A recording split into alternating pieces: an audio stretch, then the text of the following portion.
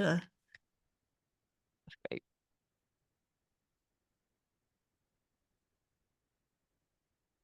Okay, there we go. Okay, off we go. And over to you, Becky. Thank you very much. Right, evening all. Thank you for joining. Tonight's presentation is going to be delivered by myself, Becky Oxley, and Catherine Hewitt. We're going to be doing well, I'm going to explain the breakdown of the presentation shortly, but me and Catherine are going to be jointly speaking. I'll probably be doing a bit more of the speaking, and then at the end it's going to be a group discussion. What I will say is, as you know, and Catherine's the same, we don't mind if you do want to interrupt during and have something you want to say. That's not going to affect me off my flow or anything like that. So, but yeah, the topic of the conversation and the presentation today is the unique attributes of neurodivergent leaders. In leadership roles. So it's actually going to be broken down into 4 parts, purely because personally I thought that was a more easier way, a more logical way of doing it. So to start with, part 1 is going to be addressing the title of the presentation. Then part 2, I'm going to be talking through some case studies of and my lived experience in the private sector, because that's all I've ever worked in. Then Catherine's kindly said that she will talk through case studies and her experience in the public sector. And then I thought it'd be really good for us to have like a group discussion, because we've all got different lived experiences. So I just thought it's good to share. So we could share any sort of knowledge and experience. So yeah, that's the order of the presentation. So we've got about 14 slides we're going to go through. So yeah, next slide, please, Catherine. There we go. So yeah, so on this one, I'd like everybody, because when I was first asked to do the presentation and I saw the title, my thoughts were the unique attributes of a neurodivergent leader, inclusive leadership. What do I really think by that title? What does it really mean? And I'll be honest, I spent quite a lot of time pondering it. Then I did discuss it with Catherine and a couple of other people, just to get my thoughts around what I actually thought. So next slide, please, Catherine. Right. So what we I realised I should have. Can we go back one? Sorry, my bad. Can we go back a slide? I realised I want to give everybody a chance to think and pause. I've skipped past that. So, so first of all, what do you think? I'm giving everybody a minute to think about that. I know what my first thoughts are. Now, what does everybody think? You don't need to share this out loud. I just want you to ponder that before I go on to my bit. Just ponder what you think are the unique attributes of a neurodivergent leader, inclusive leadership. What does that mean when you see that title? So I'm going to stay quiet just for a split second to give everybody a chance.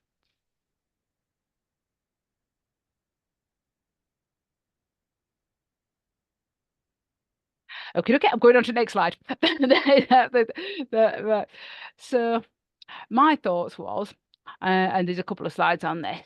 Are we talking about neurodiverse, or are we talking about neurodivergent? Right. That in itself, because obviously neurodiverse is the more collective group. Thank you, Catherine, for explaining that to me as well, because I still get muddled. It is difficult. So, and then neurodivergent is people like us who are dyslexic, autistic, and all the other things. So there is a difference in that terminology, but they often do get confused.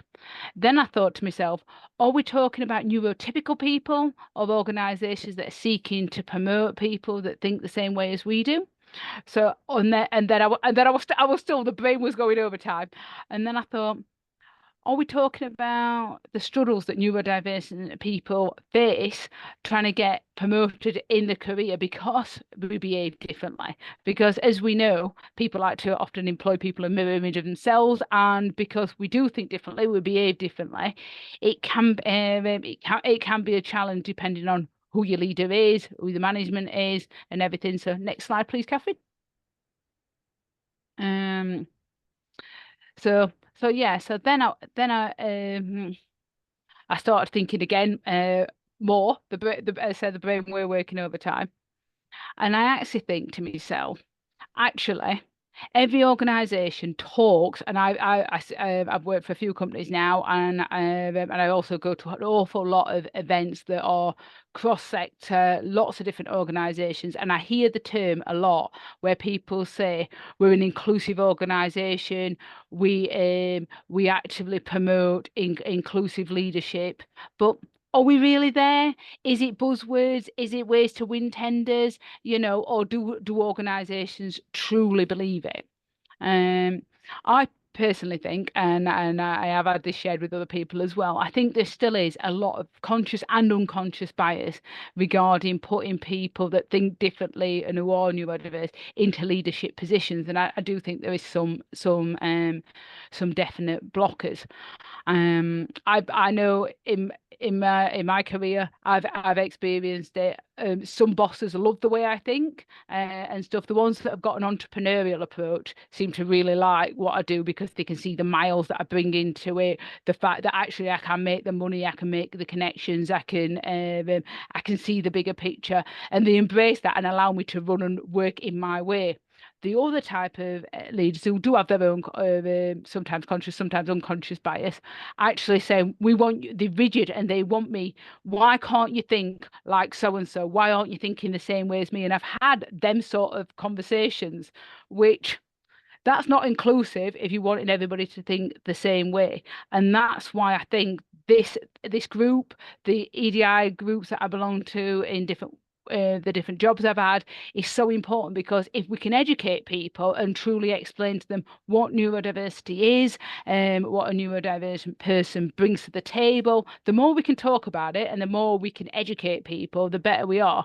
I mean, the person in a very senior position in my last company, his only comments was, well, you just have a bit of difficulty with reading, don't you? He says, and that all it is? I'm like, no, it's so much more. And one time I got told, we don't want you to come to a meeting, because and I'm like, well, the clients love me. And it was just one individual, because again, I am different, because I am quite verbal, I'm quite expressive. So it's getting the people at the top to accept that, neurodiverse people who think and behave differently offer a lot of value, but we can only do that through educating people. So next slide, please, Catherine. Okay, so I think this is me It is. speaking now. Yeah, thank you, Becky. And I come from a slightly different position here from Becky, but that's because I know public sector, and Becky's been in the private business world for years. I'm saying yes, there's an awful lot more that needs to be done, absolutely, and I completely agree with Becky. But I'm also saying that actually there has been some movement forward, and there has been some improvement. And in the main, it's due to the growing neurodivergent voice that is actually in organisations like ACAS, which are the mediation people for employers. And of course, legislation is there. So in the main, it's a stick, really. But if you go to ACAS with the Equality Act, you do get somewhere sometimes in a tribunal, but you don't want to really go there. But it's there in the background, and that's really useful in terms of the Equality Act 2010. Also, technology has been a massive move forward for us neurodivergent people in being able to communicate and interact effectively across the board in board meetings and in terms of business relationships. And of course, language has changed in the recent years to become much more positive in terms of neurodivergent people. I think there are many more neurodivergent leaders in corporate organizations who are revealing themselves, but they still tend to be ghettoized and in silos, in particular in industries where they are recognized for their particular talents and thinking. So, we have tended to be siloed, that's for sure. We have tended to go into self-employment. It is hopeful that it gets better, but only if, as neurodivergent leaders, we have this expectation. And I think as neurodivergent people, we do need to require this within the workplace. And it's absolutely right that we do, that there should be inclusive recruitment and assessment procedures, that actually our individual strengths are noticed, as are the challenges, but our strengths foremost. And that actually there is talk about different working styles that's meaningful. And we should call people out. We should call them out because we are smart, clever, and gifted, and we have a lot to contribute. And it's about communicating directly, which is what we do as a group here. We communicate directly, and actually what we do here in this network, in this group, it should be replicated elsewhere. Obviously, always be polite and professional. Have those P words at the foremost of your head. And, you know, Jennifer will know this, designing multi-sensory environments are really, really important. And those corporate companies who do that are at the foremost of being inclusive and embracing neurodivergent leaders. And as I said earlier, using technology. So this is my last slide before we go back to Becky. This is what we know we are, and it's massively general. But organisations are increasingly recognising neurodivergent characteristics, you know, this sense, this integrity, because that's what we've learnt to be. We've, you know, embedded in our psyche is this whole thing about social justice, and alongside that comes integrity, because, you know, neurodivergent people, as we all know in this group, have had to make strides, had to overcome challenges.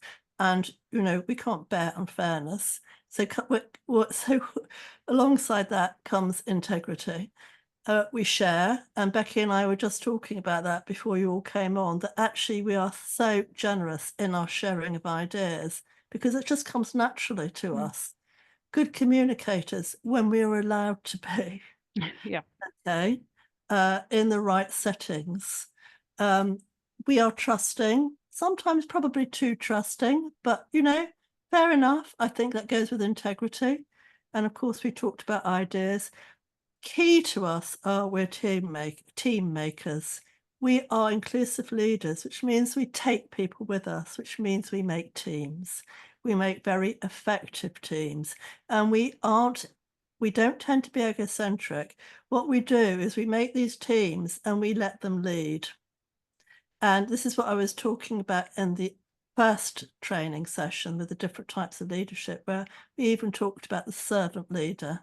That's equally as valid, because once you set up and develop something, you just watch it roll, and it's nothing more satisfying. And I have to say, I find it very satisfying with all of you. So, you know, cultural intelligence is incredibly important. We'll be talking about that in other training sessions. And empathy, courage, and commitment and humility. These all are part of the whole and who we are. So we are really good at setting things up. And, you know, we don't tend to take the credit enough for it, actually, because we are such team players. So this is my last slide. Yeah, that was your last one. Yeah. Yeah. So how are we leaders? As I said, you know, we have a lot of humility and we're team players.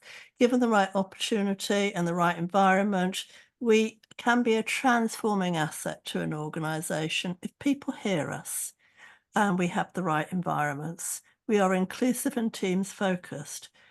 What goes with that is being adaptive, actually. And I think that neurodivergent people are so adaptive because they've had to be, they don't even recognize it in themselves enough. Okay, so I'm just going to park that one with you. We don't recognize our key attributes enough because it's so embedded in who we are.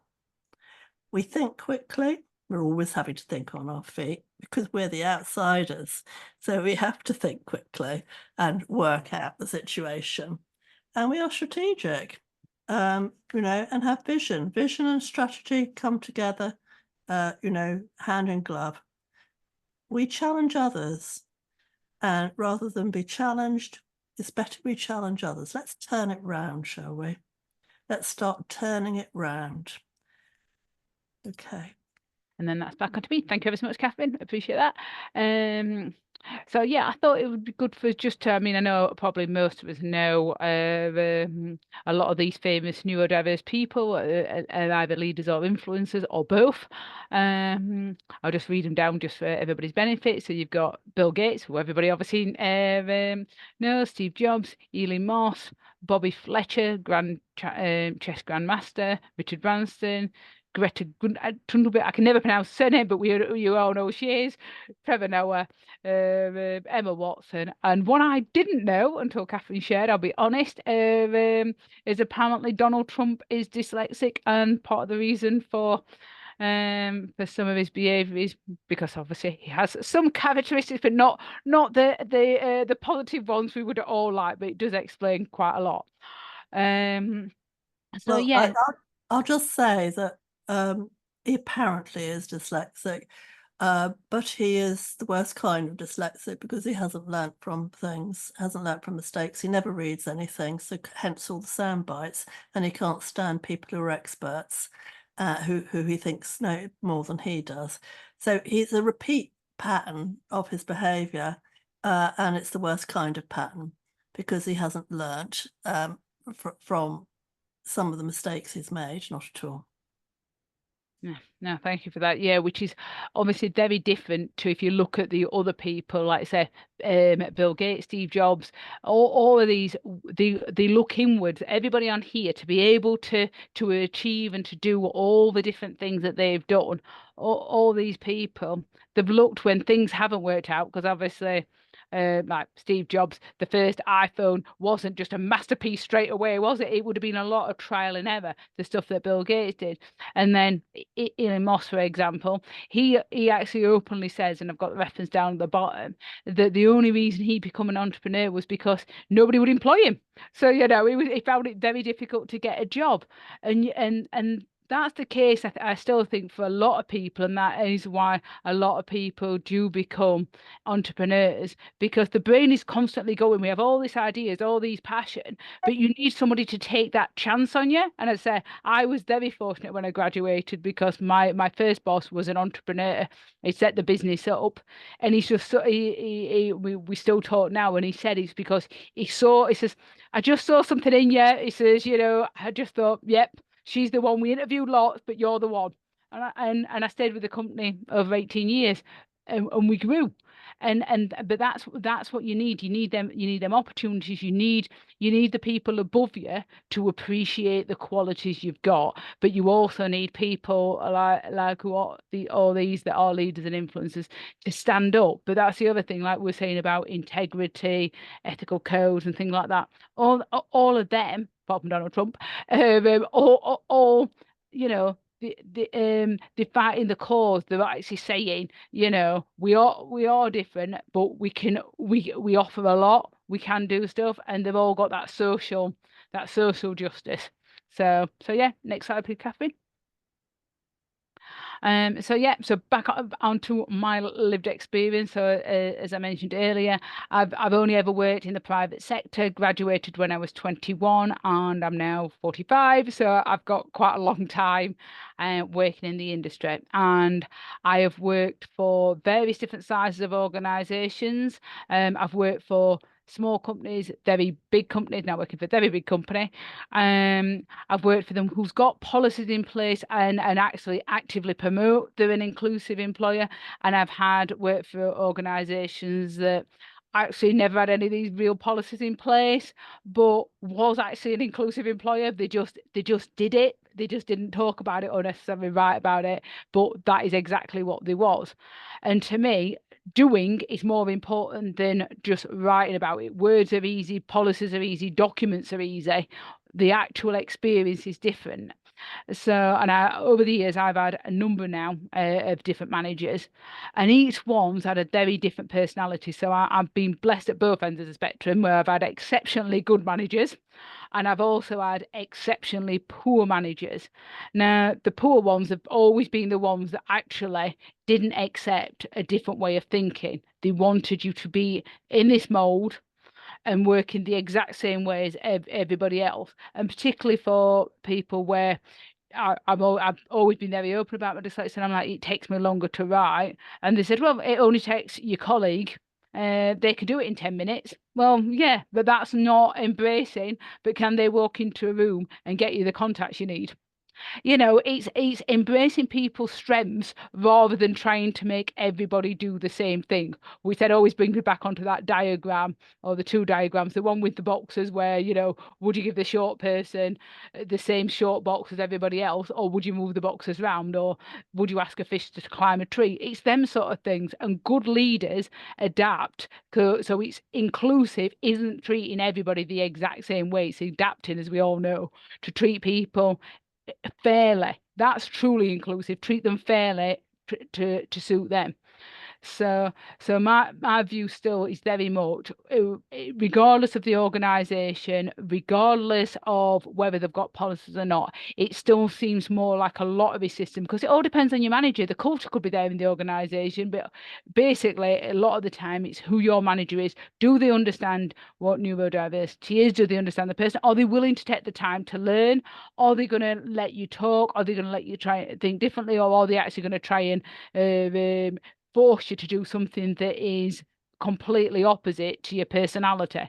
So to me, it's about educating people. The more we can talk about it, the more we can explain, the more we get the message out, the better it's going to be for everybody and our generations to come. So we're on a wave. We just need to ride it and get it out there. So yeah, next slide, please. I've obviously I'd waffled on more, but I've already got another slide to go. So I'm just thinking, did I already cover that? I think I actually covered that. I just didn't put it all on there. But yeah, key actions is like, say, think outside the box, which I know Catherine's already covered. One thing, yeah, with regards to people, and I mentioned this earlier about employing people who are like them, which is great if your boss or the owner of the company or somebody senior is, and there is got a few more in that group now who are neurodiverse, and they can see the potential, and that's great. But if you've got people who are all the same in these positions, then it's very, very difficult to say, well, actually, I've got these different ideas. I want to approach things differently. Or actually, have we thought about doing that? And do we need to have reams and long documents? Or could we just have a conversation? You know, let's discuss it out. Can we have bullet points than a 10-page document? You know, it is thinking outside the box. It is treating people differently. So yeah, but I'll stop waffling because I wanted to have time to discuss. So I'll let Catherine do the next slide. Okay, thank you, Becky. Okay, I'm just going to go over what I think has been happening over the past 10 years, and then do a bit of a case study about my experience. I'm sorry about this. Oh, don't worry at all. I'm going to say, bless her, she's trooping on, even fighting on the cause after COVID. You're doing brilliant, Catherine, and bless you, you have done a lot of talking. You're doing great. Thank you. Okay, there has been, my position is that there has been considerable change for the better in the most recent years, but I'm doing this from a perspective of public sector. But however, I am saying that still in the public sector, and I'm talking particularly about education sector, human resources are still the gatekeepers and still have little or no training. And it is absolutely appalling, actually, how little they know. However, to compensate for that, over the past 10 years, there has been a considerable rise in networking and neurodivergent people getting together into communities.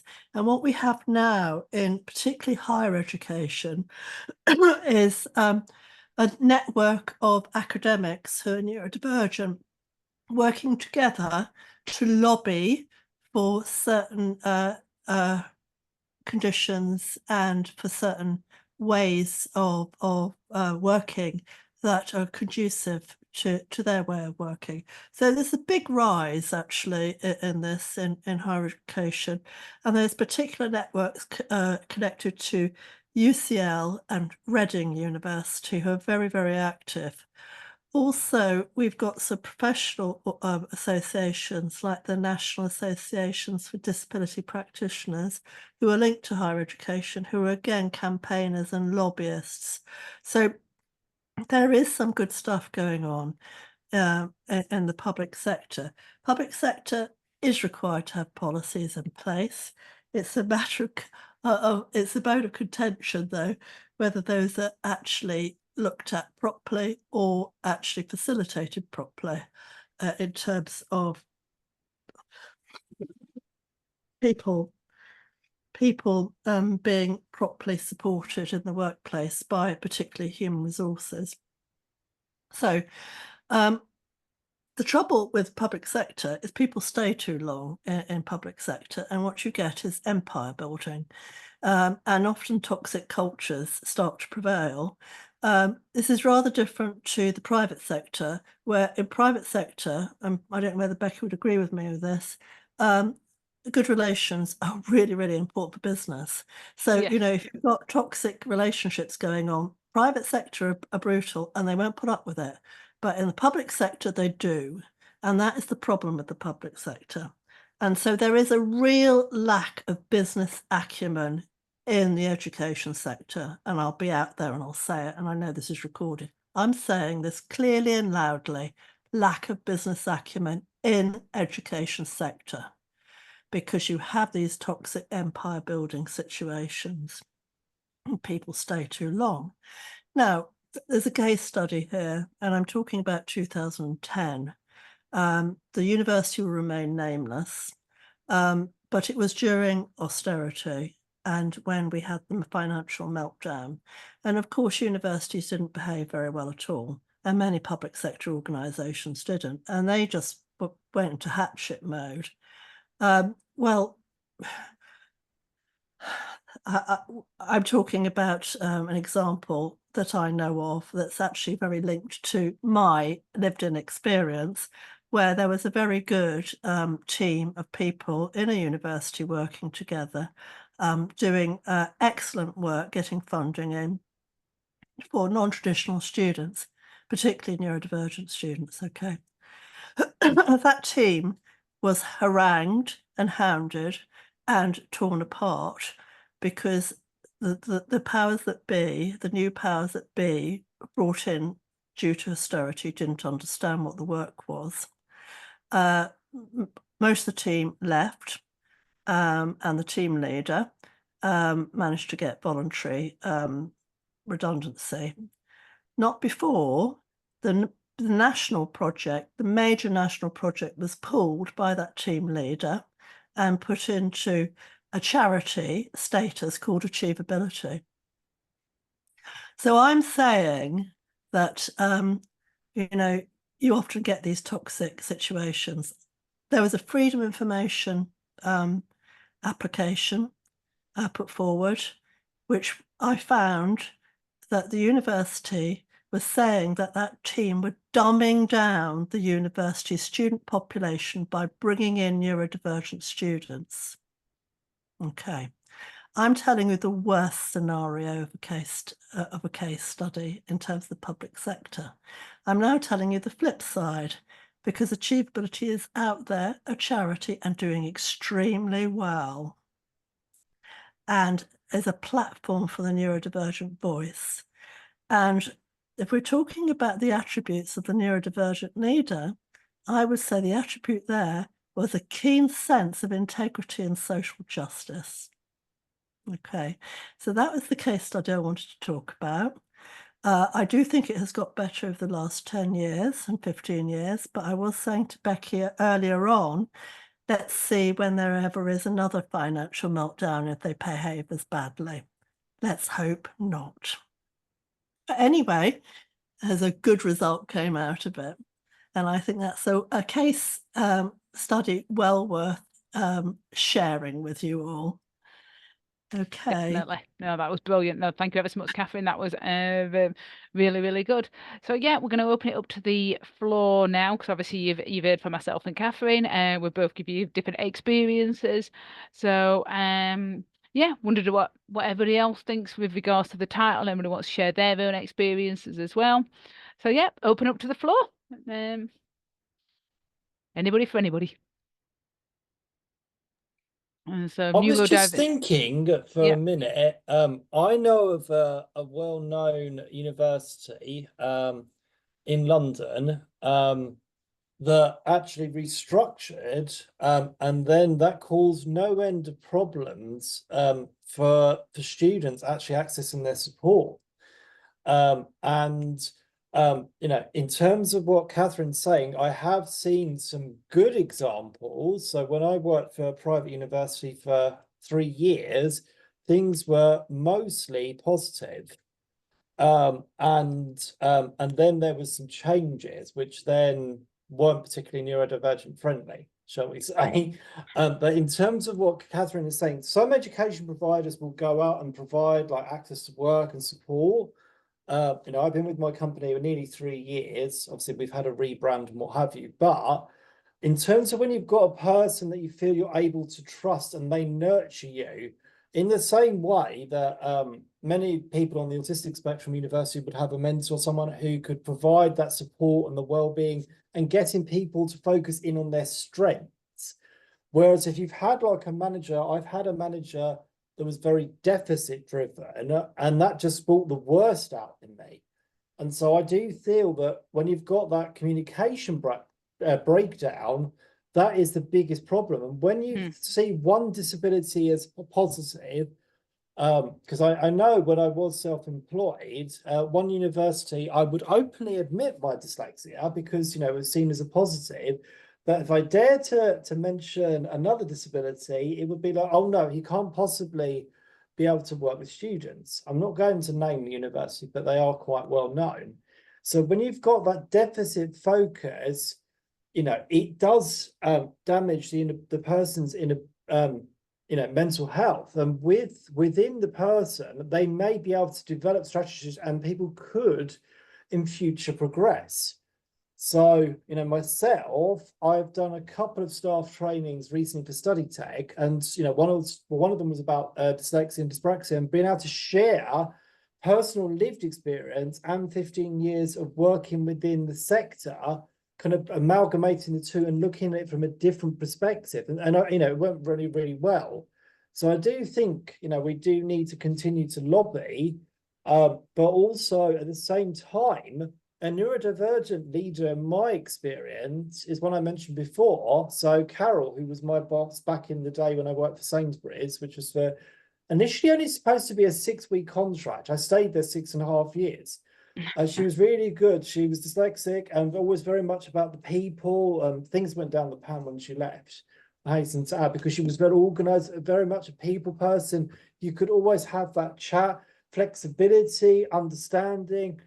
And I said, well, you know, you want me to enter the refunds, you know, where things have gone up onto a handwritten script. Can I not use Excel because I'm studying about IT? Oh yeah, she said, okay, yeah, just send the file up to Patsy. People were like, why are you why is he allowed to, why are you letting him do that? He said, well, he doesn't work in the week and you're not going to be able to read his handwriting. And people didn't understand that one minor adjustment meant the admin people, because this is when we had an antiquated system. But when you've got someone who's willing to stand up for you, you want to stay. When she left, it was kind of, I wanted to go into a different career path anyway, but it did amalgamate in me wanting to leave because I could trust her. They got people in who were not understanding, and yeah, so I do feel I that think when you've got that person in the right position, and she'd worked her way up, and so where someone's got the understanding, that's when I kind of get that buy-in. And when you spend that time, and I do think when someone's new, like I've helped train some people for study tech who have a similar disability to me, and I've got to know them to try and gel. Because when you have that physical conversation, rather than just chatting on using, you know, we use a system called Click Like Messenger. When you have that conversation with someone, then you get to know the real person, because text can be meaningless. Anyway, I will waffle. Does anybody no, else that's want to contribute to that? Yeah, because I think just to add into what Andrew just said, I think a lot of what you were saying there particularly, and I think it's the case across a lot, it's more about that human interaction, I think, and actually people taking the time to get to know other people. And I think that's a sign again of a good leader, a good manager. They put the effort to get to know you, and then from getting to know you, understand that like small little adjustments can make a massive difference and can benefit everybody. But they need to have that understanding also. You need to feel comfortable. I think that's a big thing to be, and I think it's hard if you start a new job and a new role that you're already nervous, you're normally always on probation for so long. What do you say? How open are you going to be? Because is that going to go against me? Because at that point, normally you've only had an interview, which lasts about anywhere between 20 minutes and an hour normally. And that's all you've got to know about that person. You get given the job. Obviously, some jobs are different to that. Some are like double and three interviews, but a lot of the time it's a short interview. You get the job, and then basically you're constantly trying to prove yourself. I think that tends to be how it is. So you've got to be able, I think a good leader makes you feel comfortable and says, you can talk to me, it is okay. That's sort of my view. But what everybody else obviously had different jobs over the years. So what's everybody else experienced? Should we go back to the attributes? Oh yeah, absolutely. Oh, Rose has got a hand up. Rose, are you on mute? Can you hear us? Oh, hi. Hi. I was just thinking while you were talking and while Andrew was talking as well, just the fact that I didn't really think of myself, or I didn't think of myself at all as neurodivergent until a couple of years ago. But I've always known I was a bit odd around the edges. And so it would have been useful to have a term for what I was feeling when I often came up with ideas. I was with an organisation for 9 years, and they asked us to sort of go out and generate new business because we were all working mostly for one client, and that wasn't a problem for me at all because I'd been a publicist, and also I, like you, Becky, I just like making those connections, and it's easy for me. That kind of thing of just getting people enthused about something. But I noticed that they found it really, really threatening that I was coming up with ideas and connections that other people in the core sort of neurotypical, I suppose you would call them, group hadn't come up with. And it was just palpably uncomfortable that I'd got people interested and people asking me to run workshops independently under their banner, but they'd come up to me and said, would you do this? And I realized after a while that it was just causing almost an embarrassment, and then they were taking the ideas that I'd created, i.e. for a group of teachers in particular. A group of teachers had said, would you run workshops for us, when I'd been doing it for kids, year 10 kids. And in the end, I just thought, I've got to get out of here because it's so uncomfortable. They don't like how easy and how ready I am to go out and make those connections, even though they've asked us to do that. They're not comfortable with the fact that I've done it, and it was so confusing. It was so confusing. And I just thought, I've been there with you. I know what you mean. And then I find out that they've used what I'd created for teachers a couple of years down the line. They've used the exact thing that I'd created, and made it into one of their products once I'd left. After 9 years, I just thought, I can't stand this lot anymore. It's just doing my head in. I think this is a lot about hierarchy, and I think neurodivergent people just don't understand hierarchy. Yeah. Yeah. And they asked me to come back. They asked me to come back, and I thought, no. No, I can't. Yeah, It's too painful. But I think that's interesting what you said, Catherine, about hierarchy and what you were saying, Rose, as well. I think we don't again, everybody feel free to chip in, but I do think a lot of the time the hierarchical structure, because we also sharing, we naturally are part of our characteristics is to share. We have ideas. We love to brainstorm with each other, come up with new stuff, interact with people. people, talk to people, you know, willingness to share. And we have all these ideas and they pop into the head and we're like, oh, this is a good idea, we should share it. And that seems quite normal and very natural. But to other people, it doesn't. And like you say, I think in a hierarchical structure, again, depending on who the person higher up the chain is, if they can see the real benefits and it's making them money and they're comfortable in themselves and they are a true leader, they'll actually push you on and be like, yeah, keep sharing these ideas. But then other people, like you were saying, Rose, it makes it almost uncomfortable because why are you coming up with them ideas? What are you doing? And you're like, I don't know, I'm just being me. You know, I am literally just being myself. And so I think it is difficult when we don't understand that other way of thinking, because I don't think it's a natural for us to think in that way of being guarded over our ideas and not wanting to share with other people and not seeing something working. We want to make it work more. You know, we then one idea develops onto another, but it's not the case. So Dee and Andre and Sadia and Jennifer, what would you like to say about this? And Kenya, Dee and Andre. I'll go next then. I always feel I've come from a very different background to everybody here because I flew for 20 years as a flight attendant. And I actually do think a lot of flight attendants are neurodiverse in many ways. And maybe that's why they fall into the job. But we have to adapt, think on our feet, you know, come up with things. And that's why I kind of see that with flight attendants. But one airline in particular, when I did get diagnosed, I thought this would, you know, answer all my questions. And I went into them and I told them and they were like, okay. And then I got promoted to manager and they did 2 days of training with us and they didn't give us a checklist.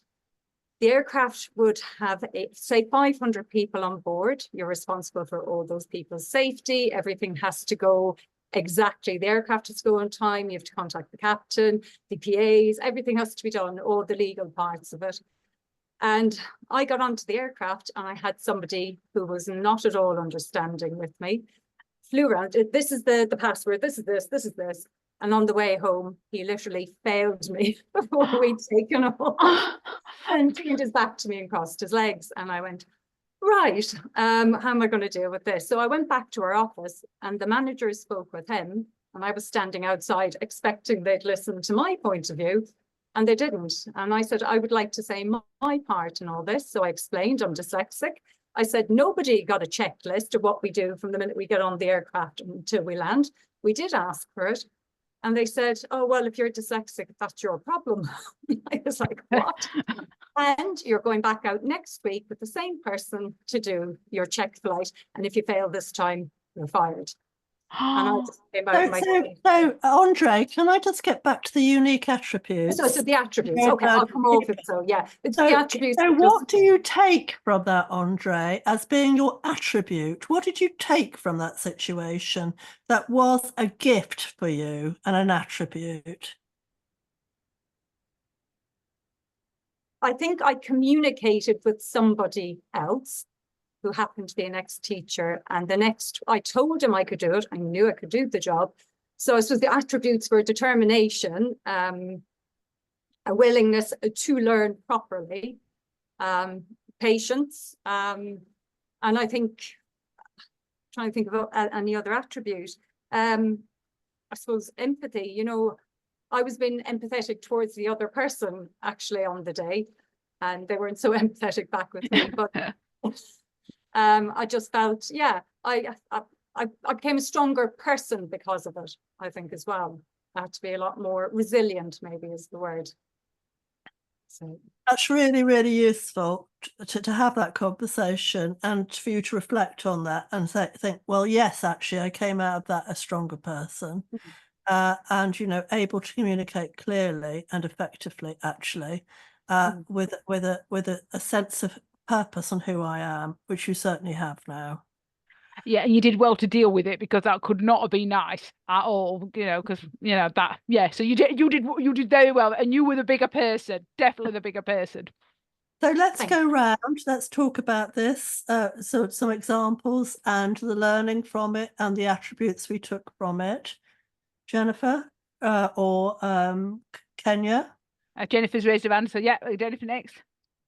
I thought that I really enjoyed that presentation and identify with a lot of it, and it made me think something I've learned about myself is I often have to kind of start from scratch. I don't remember things, and I feel like I have to kind of teach myself in the situation how to do things like afresh. And so I think that's problem solving and adaptability and learning. And I think that's what today I'm taking from what you're saying, that ability to kind of learn and be open-minded, and fix things and persevere when they don't go well. And to reflect and learn, as you say, Jennifer, but actually in that presentation was about calling people out. And it's about recognizing very clearly our attributes and knowing our worth and value to call people out. And believing in justice, that sense of justice means sometimes I can't help but say something. That's it. Kenya, did you want to say something? You did have your hand up. Yes, I did. Thank you very much for your lived experiences, Catherine, Becky, Andre and Jennifer. I think just listening to Andre's story and then the question that Catherine asked afterwards was quite helpful for me, because I am the same as Andre. We like to tell that story first, and then from that, we're able to identify, problems, ideas, and things like that. So just listening to Andre's story, what came up for me, and also Jennifer, your comment just now, is the sense of justice. That's my greatest attribute. I worked in the public sector. I was the one that called out the head of departments and HR during the time of the abolition of ILEA. They were trying to hold people back, especially me. And when you got a job, they'd contact the employer and say, "Oh no, you don't want that one. We've got another, better person that you could have." So I called them out and got Herman Housley to monitor things. So yeah, I just had this sense of just not knowing, really. I never sort of assumed that they were doing anything particular to me. I just thought, I wonder what that's about. So I would call them out, chief internal auditors, employers, and then my colleagues would say, and that's why I'm in psychotherapy, I used to be an internal auditor. So they called me out and said, "Are you sure you're in the right job? You're a bit too feely for this job." Because instead of getting excited when we caught somebody, committing a fraud, I was more interested in what's happening at home. Why now? What could have happened differently if you sought help from our, counselling team or something like that. And they'll say, "Just shut up, let's call the police, let's do this." So then I left that job, and then 3 years later, I was told it again, "You're in the wrong job." So eventually, and I listened. That's the other thing. I listened to what people say. So I got a mentor and we looked into it, and I, did a short course in family therapy, and here I am today. But it's still with me, calling people out. I was at a conference this afternoon. They wouldn't give me a chance. I think they saw on my face that I was going to ask a very interesting question. So they didn't give me the opportunity. Yeah, but that's that. Yeah, those are my attributes. Yeah, that sense of justice is quite high on my list. I think it just shows that, we don't take no for an answer, do we? We just keep on going. For me, it was just that burning sense of total anger, actually. And I learned to, this is about emotional intelligence, which I always bang on about. I learned to contain my anger hugely and put it into strategic thinking. And that's what I did. And this is where we are today, with a journal, with a platform for neurodivergent authors. I wouldn't let them do it. I would not let them do it. It made me so angry. Anybody else want to share? Dee? Excuse me. First of all, thank you for doing the slides in grey. They're very kind to the eyes. Sorry, Catherine, that you're recovering from COVID. We thought we'd lost COVID, but unfortunately we haven't. No, it's definitely still around. Yeah. Yeah, I'm kind of struggling a bit, I guess, because I don't manage to really recall what I've heard about the attributes and things like that. But so I've tried to save myself by just kind of listening to what people are coming up with and the questions that are being asked, and and so thinking, okay, maybe I can say this, because I didn't really come up with anything much from actually the slides, even though they were very good and everything. So I mean, I don't know. I think what I can contribute here is that excuse me, I think, yes, definitely I am a dyslexic neurodivergent person who thinks about social justice and, you know, social causes and things like that. And I'll just give a brief kind of example. I worked in various different parts of the library that I work in the borough where I work. And in one of the offices, in one of the libraries, which was like the home library, the cleaner there, she was in a lot of agony, and none of us really understood why she was continuing to clean. Obviously, she needed the money, etc., etc. But you know, we felt that there was things that she could do. You know, the borough could, the council could definitely do things for her. Anyway, to cut a long story short, I kind of coaxed her into letting me contact, you know, various people in the council, etc., to try and get her support. We're still trying to get her a lot of this support, because people said, oh yes, we'll help, but they haven't really, some of them haven't really done very much. But one thing did work anyway, helped her to get in contact with her union, and she, you know, that situation was helped a little bit. So I would say that yes, social justice is one thing, thinking outside of the box, trying to find solutions for things, etc. Other than that, I'm kind of don't really remember what else I heard about attributes, but yeah. Okay, thank you very much, Dee. Anybody else want to contribute before we finish and close?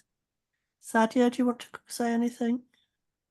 Hi, yeah, thank you for the talk. Sorry, my internet's been a bit funny. So are we talking about our attributes? Yeah, and we're talking about things that have happened to us in the workplace, lived experience that we've learned from, and it has become an attribute for us. Yes. So similar to what Kenya and Jennifer were saying, like that strong sense of justice. I mean, I've always spoken up ever since I got, to use medical terminology, diagnosed with dyslexia and ADHD. Whenever I've faced issues, particularly in relation to reasonable adjustments, I've always faced challenges, but I've had this really high sense of justice that I've always wanted to do something about it. Not to be a troublemaker or anything like that, but where I've just felt this is just wrong. You shouldn't be treating people like this. You know, this is my basic human rights, and I'm not being understood, and you're not even trying to understand me or my traits and characteristics in relation to dyslexia and ADHD. But it's interesting because quite recently I was talking to my learning support tutor, who I've got through the DSA, and I was saying that sometimes I feel that I speak up a lot, I complain a lot. You know, it's always me that's submitting official complaints, and even at whether it's university or my workplace, and I'm kind of thinking maybe I'm not normal, like I'm an alien or something, you know. And he said, well, actually, a lot of people choose not to speak up. A lot of people just get on with things, but that's not necessarily a strength on their part. It's just people just don't bother. People just don't bother. Because I was referring to an active WhatsApp group we have amongst the students, and there's a lot of complaining going on. And when I put forward a proposition for you know, writing a joint complaint anonymously, and very few people put their hand up and agreed to be part of it. You like, maybe just 10%. and that was really, really surprising. And he explained something about, you know, the British stiff upper lip, just not saying anything and just getting on with it. But yeah, so I've always had that strong sense of justice. I've always considered myself a team player, and it's really interesting because I was reflecting on my my understanding of teamwork, which for me is, you know, being transparent, communicating, and I know I've you know, when I've worked with co-workers, I've always made a point of doing handovers, sending emails, and just updating them, and it's not always been received well. It's just really interesting how not everyone appreciates you updating them and filling them in on things that they should know when it's a really helpful thing to do. But I've always, yeah, teamwork has always been a big thing for me. Yeah, so those two things really stand out for me. Thank you. Thank you. Thanks for that. I think you make some really good points there, because I don't know if everybody else has to say it. My partner often says to me, "Why do you feel they have to fight everything? You know, why you have a lot of opinions on things." But I think it is that social justice that we want things to be right, and also sometimes you do question: is it just me? Is this something that I've asked that myself that question? Is this something about why? What? But I think it's because we understand stuff from the other side, so we want to do it right. I mean, I'll be honest, my blood were boiling, Andrea, when you said that stuff, because I thought it is so wrong. Yet it happens, and they think it's acceptable, and you think it is not, and that's why I think we have to call it out, because change isn't comfortable, and people are, like I say, the British way is, oh, just put up and shut up, but then where would we be if everybody does that? Because nothing would ever happen, no change would ever thing, and the same people would carry on doing the same thing, because, well, nobody said it was wrong. So no, keep doing what you're doing. You're not the odd one at all. Thank you. Big thanks to Becky Oxley for doing huge amounts of work for this training session. Thank you. Big clap to Becky. Thank you very much. And you're, Thanks, Becky. You're all very welcome. I enjoyed it, and I've got to say, I love being part of this group. I really do. So no, it's been a pleasure. Well, and your very valuable experience as well, Becky. And a big thank you to everybody else, all the leadership advocates, for sharing their experience. Our next training session is on the 26th of September, and it's organisational values, EDI and intersectionality, and that's with Jennifer Offord and myself. I'm now going to stop the recording.